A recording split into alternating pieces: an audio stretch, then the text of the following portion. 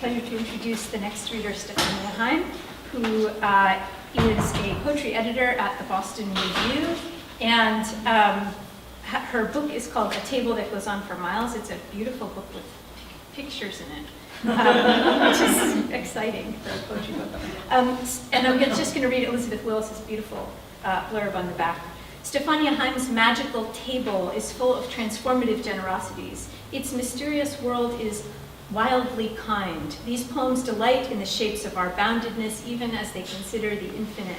They celebrate the transitory, the uncanny, the evanescent properties of mind.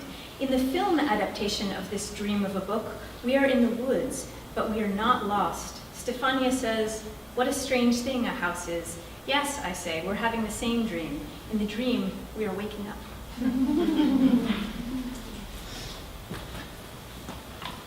Thanks, Kristen. That last poem knocked my socks off. We can go home. Thank you guys all for coming. It's such a pleasure to read with this crew. And thanks to Malvern Books. This place is amazing, and I want to live here.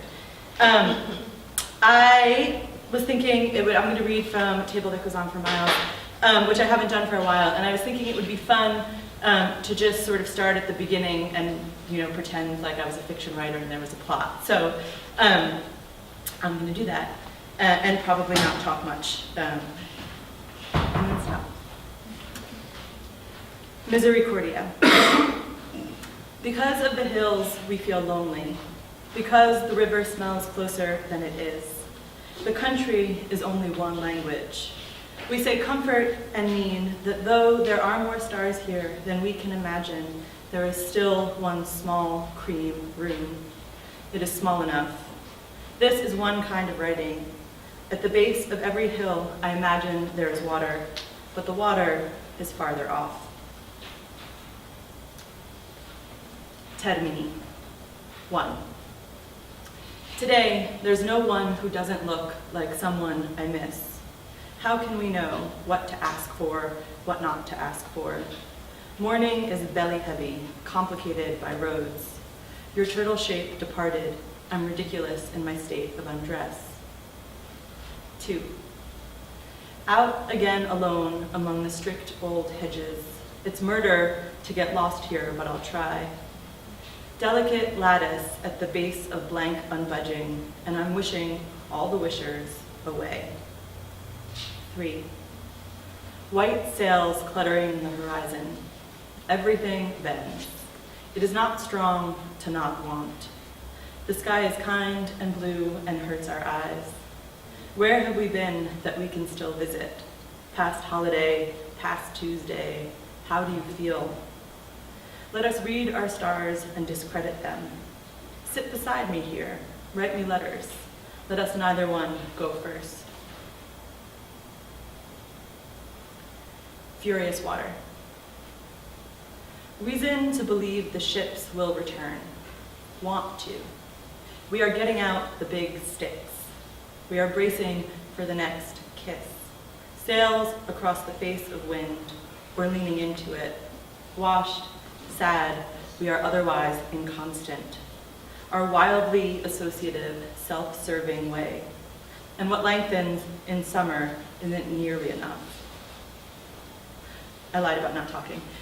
There are a couple of series throughout the book that have, their series because they have the same title and they just keep appearing. And this next poem is one of those, and the series is called Moving Picture.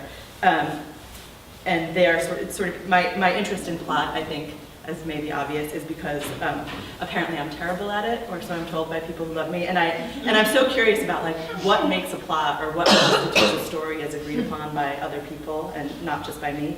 So these are sort of all riffs on films and sort of the language of genre and how that language gets deployed in order to convey something. So I just basically steal the language to try to play a plot. So this is called Moving Picture. These friends nourish improbable ambitions. Summer ends and the rain pours down. While his sister embraces an older married gentleman, a religious procession trails gaudily through the town. If a wife runs away, she always takes the baby with her. A desperate search to settle. What each admires is afar. a large mirror unloaded from a truck in the sun. Participation relegated to sleeping near the open window. My great failure has always been not imagining the future, but in managing myself. Your thumbprint, please, before we launch the new rhetoric. I know when I grovel, I am plain. I've actually had a dream about this building, and it feels soon enough to me now. For all the reasons we are short of breath, approximate. Passion clusters as though circumstance. A terrible child, I grow apart. According to the original rules, burn everything. Who could have anticipated what we are becoming in constraint, in circumspection? I'll think of some experiment to move us, focusing on the lenses learned. This is called Considering the Limitations of the Force of My Will. Knowing what I want and wanting it. Knowing what I want and wanting not to want it. Knowing what wanting wants of me wants me to cease wanting for what I want to come. To want, wanting to stop its urgency. To be in want, to feel its urgency. Angry with the want, with the thing that is not, with the what it represents, with the how it is not what it represents, and how I do not, cannot wanting know the want of the thing I want, the what of it. Moving picture. We know immediately that she wants a child. She has been waiting just a little bit too long. We can't see the train shrieking bodily from its distance. Everyone else who matters hovers whisperingly off screen. The lowest possible limit of perpetual snow. A buzzing like something living within. We painted a found wood slab blue. We used it as a table.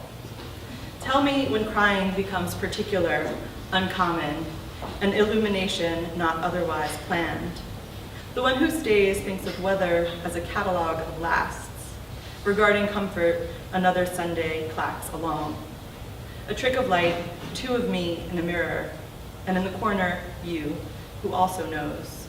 Greetings from blank, where the sky has just opened up. And I think I'll just read two more. Wait for me, sugar. A man is crawling and a woman is on fire. Cloud of heads, porcupine of weapons. Somewhere is someone holding open a book. This is Judas' kiss. Do not suffer me. And this last one is called, Would You Like to See My House? 1. Our garden, inexplicable. All day we watered, we were removed. All night, a metronomic noise like the mattress springs of honeymooners. 2. Each of us, at dinner, has experimented with silence. 3. At night, we believe the sculptures on the lawn are our feelings. The path is tricky. There are beacons of rock. Has there been some other nourishing? 4. She is painting one wall. Wed to it, she is red. Thanks, guys.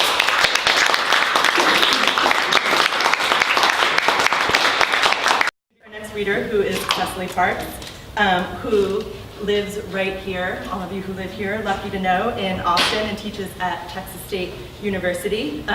This is Cecily's wonderful second book called Oh Nights, recently out with Alice James. You should all pick it up. And I am going to, following Kristen's lead, read Elizabeth Willis's bio. She's so good at blurb. She's so good at the blurbs. In Cecily Parks' luminous and graceful poems, thought inhabits the wilderness, and wilderness permeates the interior of human perception. Within these nightscapes, we find ourselves among the foxes, watching, listening, aware of our role as trespassers and witnesses. Thinking about weapons, thinking about how a wound heals, thinking about words, captured, released, spilling over, following a sound that seems at once ancient and new.